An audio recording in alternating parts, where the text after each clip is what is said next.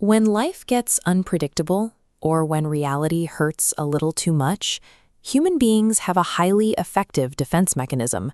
We retreat. We step back from the chaos, pull into our own minds, and observe the world as it blurs past us from a safe distance. This is the state of our narrator, a 35-year-old intellectual who has spent his life running away from physical reality. He is fleeing to the island of Crete to reopen an abandoned lignite mine, but his real goal is spiritual safety. He spends his days reading Buddhist philosophy, trying to reach a state of total emptiness to avoid the pain of human attachment. For the author, Nikos Kazantzakis, this urge to hide in the mind reflects the Apollonian ideal.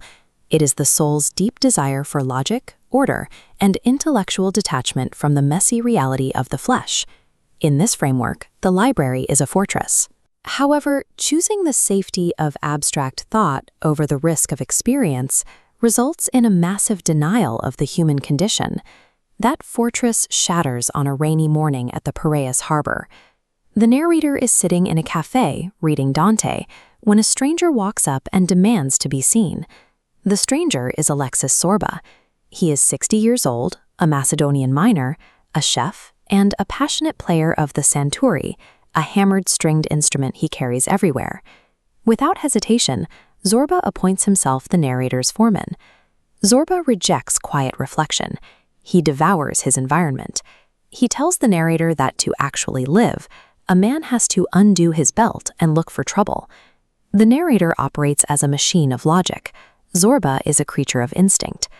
On one side, the desire to categorize life. On the other, the urge to touch it.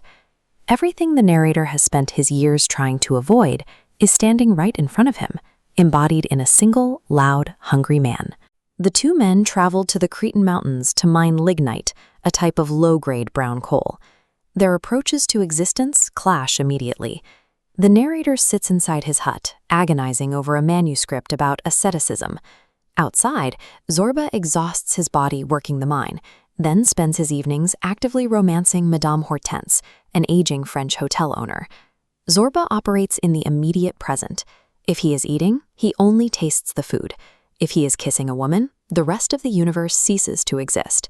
He carries no baggage from yesterday and harbors no anxiety about tomorrow. He mocks his boss's intellectualism, pointing out that the narrator understands the world with his head, while his arms and legs remain bloodless and silent. Worn down by Zorba's prodding, the narrator eventually sets aside his manuscript. He steps outside and spends the night with a beautiful, aloof widow from the local village. This single step into the physical realm destroys the illusion of control. By yielding to his desires, the narrator inextricably links himself to the consequences of human passion. The consequences arrive with brutal speed. A local boy named Pavli, heartbroken by the widow's rejection, throws himself into the sea and drowns. This sudden suicide triggers a massive village mob. The local men corner the widow in the church courtyard, and despite Zorba's physical intervention, they murder her in the street. Shortly after, Madame Hortense falls deeply ill. Before she is even dead, the same villagers force their way into her hotel and strip it bare, stealing everything she owned. This is the reality Zorba embraces: greedy, violent, and deeply unfair. The narrator's protective bubble of rational philosophy is shattered by the blood on the ground. With the social fabric of the village destroyed, all that remains is their business.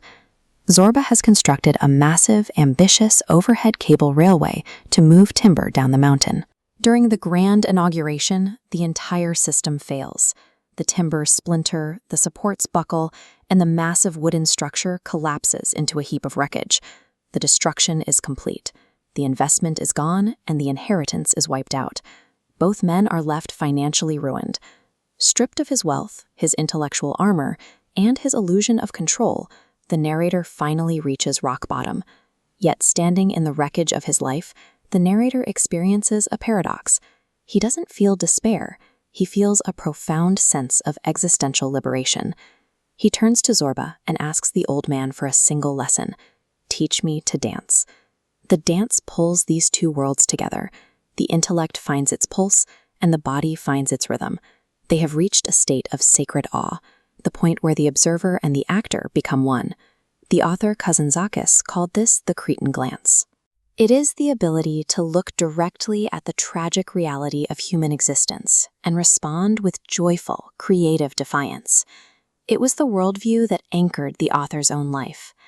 High on the Venetian walls of Heraklion, Kazantzakis' grave bears a simple epitaph: "I hope for nothing, I fear nothing, I am free."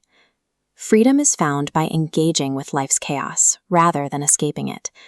When the plans collapse and the heart breaks, the most heroic act is to step onto the shoreline and dance.